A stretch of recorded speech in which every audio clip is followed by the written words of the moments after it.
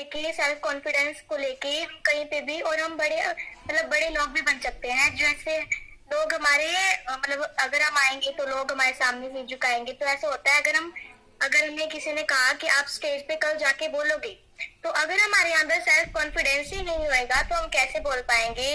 अगर टैलेंट किसी के अंदर बहुत ज्यादा टैलेंट होता है पर उसके अंदर सेल्फ कॉन्फिडेंस नहीं होता तो वो नीचे रह जाता है। और आप देखते हो कि जिसके अंदर टैलेंट नहीं होता और सेल्फ कॉन्फिडेंस बहुत ज्यादा होता है तो वो ऊपर पहुंच जाता है, और जिसके अंदर कॉन्फिडेंस नहीं होता वो नीचे रह जाता है। तो मैं आपसे आशा करती हूँ कि आप मेरी बात ध्यानपूर्वक सुनोगे और इसका पालन करोगे। तो मेरी पहली टिप है कि जिससे आप अपना सेल्फ कॉन्फिडेंस बढ़ा सकते हो कि आपकी कमजोरी और ताकत जानना।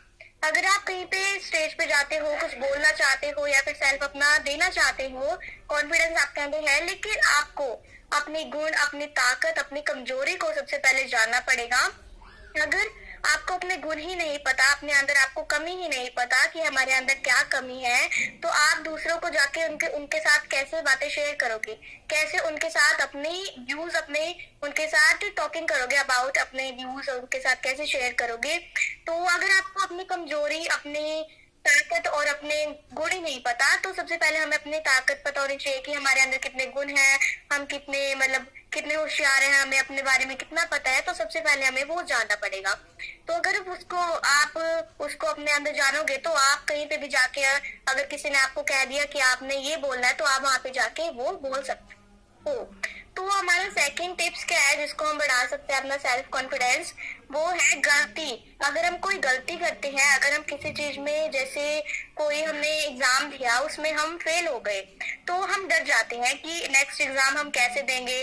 तो हमें डरना नहीं है, हमें उसके अगर हम बाय चांस फेल हो गए तो हमें मैम ने कहा कि कीप इट अप, तो हमें कीप इट अप करना है, ना कि हमने डरना है। हमें डरना नहीं है, हमें और आगे जाना है, नॉलेज हासिल करनी है और आगे बढ़ना है। तो जैसे अगर किसी ने हमें डांट दिया तो हम डर जाते हैं, डर के चुप बैठ जाते हैं।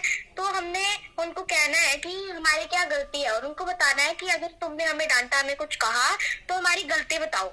उनको तभी ऑर्डर देना है कि हमारी गलती बताओ, कि हमने, हमारी क्या गलती है हमारी। तो पहले तो गलती को से अच्छाई बनाना है, गलती को नहीं रखना है।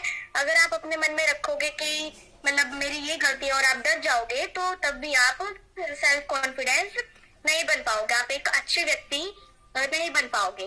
तो था हमारा थर्ड सेल्फ कॉन्फिडेंस बढ़ाने का तरीका है, वो है कि जिससे आप डरते हो, जिस काम से आप डरते हो, वो अगर आप बाय चांस आप किसी काम से डरते हो तो आप कहते हो कि मैं नहीं कर पाता, तो वो नहीं कर पाता, वो वहीं का वहीं रह जाएगा, वो काम, आप आगे नहीं बढ़ोगे। तो आपने उसको बार बार रिपीट करना है, उससे डरना नहीं है, मेरी टॉकिंग करनी है। जैसे मेरी टॉकिंग शीशे के सामने अपनी वॉइस को भी रिकॉर्डिंग करना है कि हम कैसा बोलना चाह रहे हैं, हमें डरना नहीं है और हमें दूसरों के सामने ही बोलना है। जैसे किसी के अंदर टैलेंट नहीं भी होता लेकिन वो अपने कॉन्फिडेंस से आगे पहुंच जाता है, और जिसके अंदर नहीं होता वो नीचे रह जाता है।